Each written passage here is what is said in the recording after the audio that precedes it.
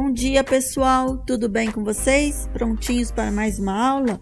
Página 36 em diante. História da arte. A arte pré-cabralina, ou seja, a arte que já existia aqui antes que Pedro Álvares Cabral chegasse. Bom, antes gostaria que observassem as imagens dessas duas páginas e me respondessem em seus resumos. Vocês já viram objetos assim? Esses objetos têm alguma função? Qual? Você consegue reconhecer algum desenho ou forma nesses objetos? Como eles são? Pois bem, respondidas a estas questões, voltamos ao assunto da página A Arte Pré-Cabralina. No final do século XV, os portugueses chegaram ao litoral da América do Sul. Tinham como objetivos ampliar a ocupação do território, tomando para si terras que encontrassem, transformando-as em colônias. Além disso, tinham a intenção evangelizadora, ou seja, buscavam converter à religião católica os povos de outras crenças. Em sua busca, os portugueses encontraram civilizações muito antigas que viviam no continente americano há pelo menos 1000 anos. A cultura desses povos era bem diferente da cultura dos europeus, e as suas manifestações artísticas, ricas e variadas, estavam diretamente relacionadas às suas crenças e aos seus modos de vida. A produção cultural do povo que vivia na região do atual Brasil, antes do século XV, é chamada de arte pré-cabralina, ou seja, a arte que precede a chegada de Pedro Álvares Cabral. A seguir, estudaremos duas dessas manifestações, a arte marajoara e a arte tapajônica. Marajoara, do século V ao século XV. A sociedade marajoara habitou a ilha de Marajó, no Pará, entre os anos 400 e 1400 aproximadamente. Em sua produção artística destaca-se a cerâmica. Foram descobertos em sítios arqueológicos vestígios de uma ampla produção de cerâmica desse povo, ao qual historiadores acreditam ter sido realizadas por artesãos especializados. Entre as peças encontradas há fragmentos de bancos, miniaturas, estatuetas, adornos usadas nos lábios e orelhas, além de peças mortuárias e urnas funerárias, geralmente descobertas junto a ossos e objetos pessoais. Seguindo as crenças e os mitos marajoaras, essas peças de cerâmicas eram decoradas com requinte, retratando imagens estilizadas de seres humanos e animais, como corujas e outras aves noturnas, representações femininas, mesclando traços animais e humanos, são recorrentes em urnas funerárias e estatuetas. Tapajós, século X a século XVI. Os Tapajós são um povo que viveu às margens do rio Tapajós, no Pará, e teve seu auge entre os anos de 1000 a 1500. A cerâmica é o que restou de sua produção artística. Chamada de Santarém, é uma forma de cerâmica requintada com desenhos, relevos e cariátides. Cariátides são suportes arquitetônicos geralmente com formas femininas, que sustenta com a cabeça uma estrutura como um prato ou uma tigela. Pesquisas arqueológicas revelam que os tapajós utilizavam uma cerâmica de alto grau de dureza, obtida pela mistura do cauxi, um tipo de esponja encontrada em rios de água doce, com argila. Com a técnica, esse povo conseguiu um material muito resistente, mas ao mesmo tempo extremamente leve e fácil de manusear. O animal que mais aparece nas manifestações artísticas tapajônicas é a cobra, utilizada de forma espiralada ou estilizada. Assim como ocorreu com outros povos, os tapajós foram extintos após a chegada dos portugueses. O contato dos tapajós com o não indígena foi marcado pela violência, pela transmissão de doenças e por contendas de escravização. Aqui é bom destacar que uma produção artística, embora fruto de uma cultura tradicional, pode assumir múltiplos significados, dependendo do olhar de quem observa, pois cada olhar é único e reflete a experiência de cada um.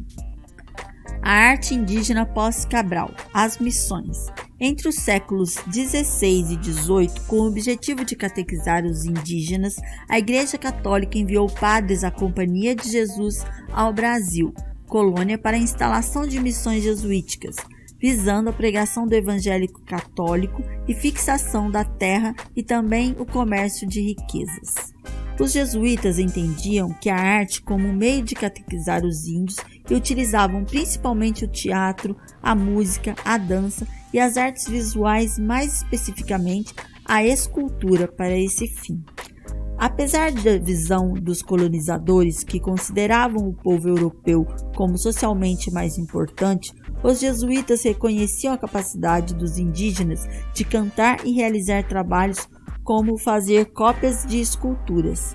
Unindo referências da arte europeia e a arte indígena, as esculturas produzidas no período das missões representavam santos e divindades católicas.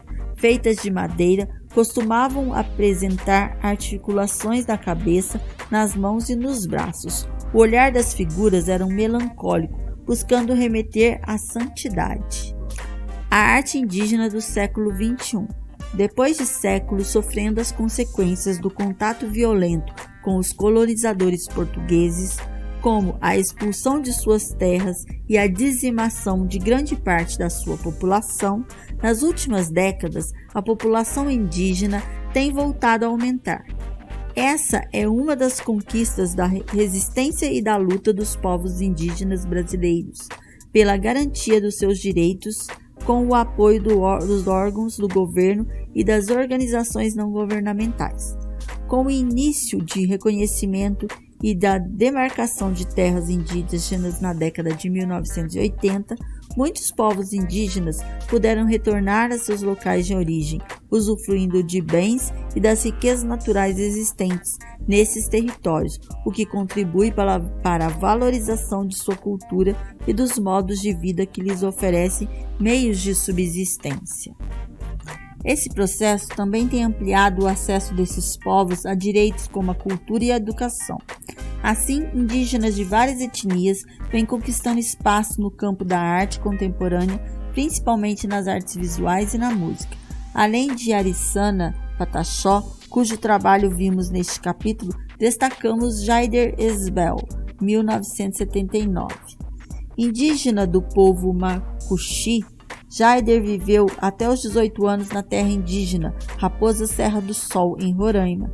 Saiu de lá aos 19 anos para trabalhar como funcionário público, até que pediu demissão para se dedicar exclusivamente à produção artística. Suas obras relacionam-se a temas como ancestralidade, valorização da sua cultura, questões sociais que envolvem e afetam os indígenas e a natureza, entre outros. Em seu trabalho destaca-se a pintura em tela. Jaider Esbel também é produtor cultural, arte educador e escritor. Veja ao lado uma pintura do artista. Na música, o jovem escritor, compositor e cantor indígena Uerá Jeguauca Mirim, 2001, mais conhecido como Kunami MC, tem criado raps com a temática indígena. Seu álbum de estreia, My Blood is Red, Meu Sangue é Vermelho, em tradução livre, foi lançado em 2017 e contém 6 faixas cujos versos falam, entre outros temas, da luta de seu povo por direitos e pela demarcação de terras. Além de Konumi, o grupo Bromici vem criando os raps engajados. Formado por jovens das aldeias Jaguapiru e Bororó, localizadas em Dourados, em Mato Grosso do Sul, eles misturam a língua portuguesa e o guarani para falar sobre seu cotidiano. Nos versos Coanguagoa, por exemplo, que significa "nos dias de hoje", os integrantes do grupo falam sobre como é fazer rap em uma comunidade indígena. Além disso, a literatura tem sido um importante modo de expor indígena. Escritas em línguas indígenas e também em português, algumas obras de autores indígenas ajudam a registrar as histórias que fazem parte da rica tradição oral desse povo. Bom, agora vamos à atividade. Na página 41, em Pesquise. Para ampliar seu conhecimento sobre as culturas indígenas, agora você vai fazer uma pesquisa sobre a Muiractã, um tipo de amuleto usado pelos indígenas que viviam em terras brasileiras antes do descobrimento. Para isso, leia as instruções abaixo. Te espero agora na aula online. Até já!